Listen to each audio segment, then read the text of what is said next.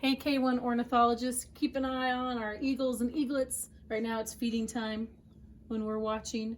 Fun stuff. Yeah, we almost always see feeding time, don't we? Yeah, it's about that time. We're lucky. Or it's nap time because they just ate one or the other.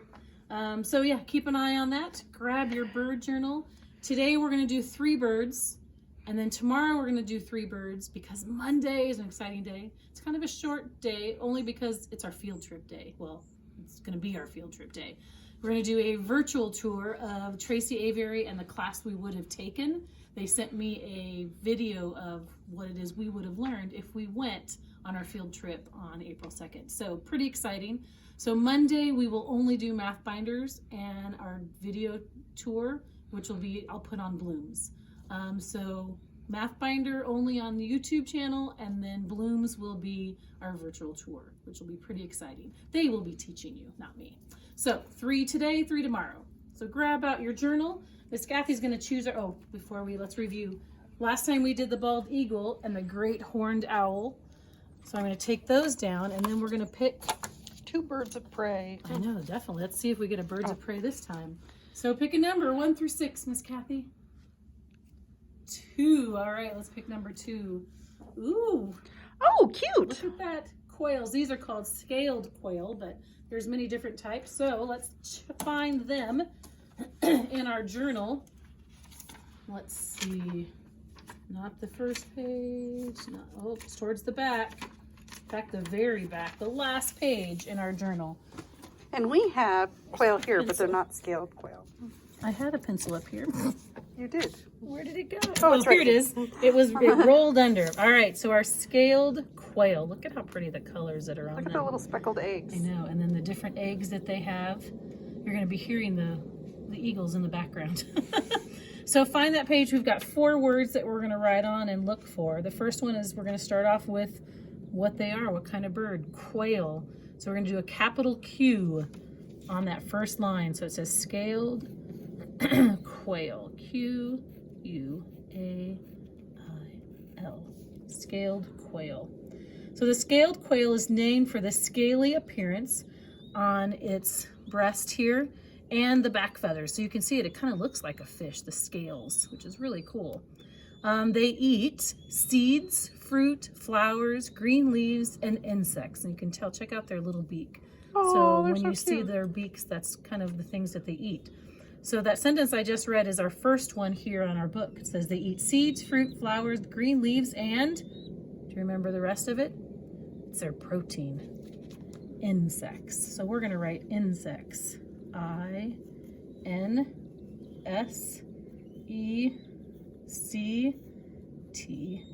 because they don't just have one. They eat many. All right, let's keep reading. Write that as you're still writing and you can listen. The nest is usually made from grass and has 9 to 16 speckled eggs. And when disturbed, it prefers to run rather than fly. And that's something we've talked about even when we've seen the quail here at Hilltop. We talk about how they run really fast when we come by. So let's go down here. The nest is usually made from, who remembers? Grass. So G-R-A-S-S for grass.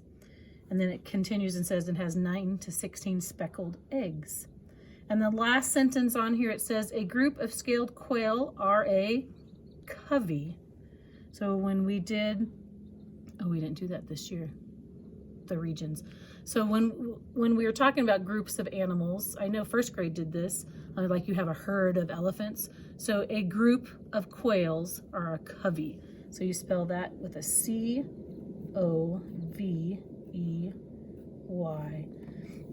So Miss Kathy's going to take a shot of that page. Pause it if you need to fill in the missing pieces. If not, we're going to keep going on. We're going to pick another bird. I'm going to move this one down here, other side. All right, we have 5 Sorry, left. guys. I was recording the floor for a second. 1 through 5, which one? Ooh, 4. 1, 2, 3, 4. Ooh, we have lots of those here. Definitely. And isn't this our state bird? It is. Which we'll talk about. It says right here. I shouldn't have questioned it because it's here. State bird of Utah. So let's find out about who knows what that is. the California gull. So it's like a seagull. Well, it is a seagull, but they call it the California gull. I believe it might be the very first one. Yep. We went from the last page to the very first page in our bird journal. So it is definitely the state bird of Utah. So let's fill in the first part. There's not small sentences on this one. So it's called the California gull. So because it's a proper noun, first grade, we start with a capital letter because that's its name, just like your first and last name. So G-U-L-L, California gull. And this first part says state bird of, where do we live? Utah. So capital U because it's the name of a state. T-A-Y. We're going to spell out Utah because it's a short state to spell. All right, so let's learn a little bit out. So it says the California gull is remembered for helping Mormon settlers in dealing with the plague of crickets. There is a monument actually in Salt Lake City to remember this event, known as the Miracle of the Gulls. Has anyone seen that monument? I wonder where it is. I know, I haven't seen it yet, so one of these days we'll have to go Yeah, I want to know where it is. Yes, so if you've seen it, let us know. They migrate, most moving to the Pacific coast in the winter. So there's that word migrate, meaning they move when it gets cold to the Pacific coast. So let's look down here on number 2, the second little bullet. It says they blank in the winter. What's that word that they do when they move? Migrate. So that's what we're going to write. So M-I-G. Mrs. Anderson, both the parents are here. Ooh, take a That's look. something we don't see very often. No, check it out. They're They're all getting... eating. Oh no, it looks like one's fixing the nest. Sometimes, yeah, feeding. I've seen the eaglets even try and fix the nest. Oh, It's they want a crazy. tidy house. Yep. That's why they need such a big nest, because the whole family uses it. That's amazing. I've never seen them both. Okay, sorry. I got That's all right. distracted. So Migrate. migrate is, I kept going when we were looking, so sorry. So M-I-G-R-A-T-E. They migrate in the winter. And they go to the Pacific coast is where they go.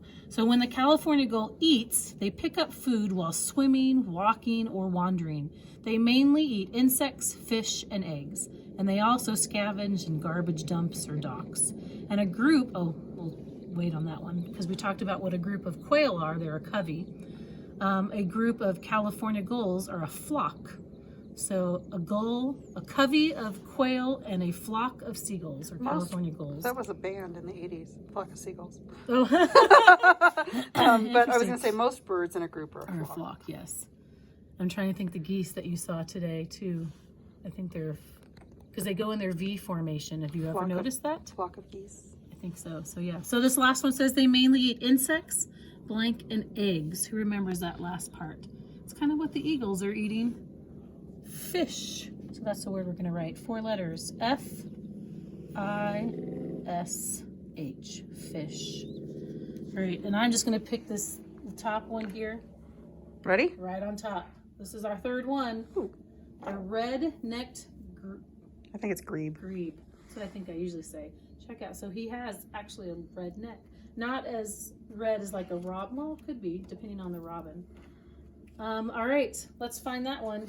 Red-necked grebe. Oh, it's just the next page. So Oh, just that was turn the easy. page. Your hand hurting this I guy. know, my hand's We're getting almost tired. done. All right. Red-necked grebe. That's the first thing we're going to write is the word red. Some of you might already know how to do it. But remember, start with a capital letter. R-E-D. I don't know if I've ever seen one of these. So the red-necked grebe is a good swimmer and a quick diver. When danger is near, it dives into the water instead of flying. Oh, I'm showing the wrong page. I'm sorry. Oh, you're good. And then check out these feet. The feet are positioned more towards the back of his body, like in any duck, I believe, near the tail, which makes the bird kind of a little clumsy on land. But for swimming, it's a good thing. But check out those webbed, kind of different webbed feet, because they're just bigger, wider toes, I guess you would say. So the redneck, down here back in our journal, sorry. The redneck grebe is a good swimmer and a quick, who remembers, a quick diver. Dive. Have you ever seen any kind of duck dive into the water to get their food? Diver, D-I-V-E-R. And then we'll keep going on here. It says, when blank is near, it dives in the water instead of flying. When what is near, do you remember?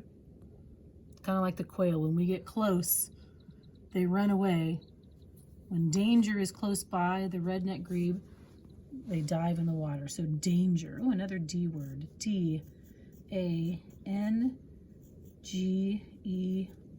What do you think some of the dangers things might be that come nearby? So think about that. And then the last little part is about the nest, which is right here. So it builds its nest from water plants and on top of floating vegetation in a shallow lake or bog. So they build it right there near the water, but they just have to find the plants to build it on. So what we're filling in is it builds a nest from blank plants. What kind of plants? Do you remember? Water plants. So we're going to spell water. W-A-T-E-R. From water plants. If you look at the 3 birds that we did today, I think they all have different beaks. So check out the different beaks that they have. And they also have different feet. This one, he has the webbed feet. You can kind of see the seagulls, and then the quail are a lot skinnier than the seagulls. And then looking at their body shapes and their neck, so they all have different colorings, different shapes. He has a little feather on his head where the seagull's more smooth, and the quail have their little, instead of like a normal quail that has the loop, they have a feather like a mohawk. Yeah.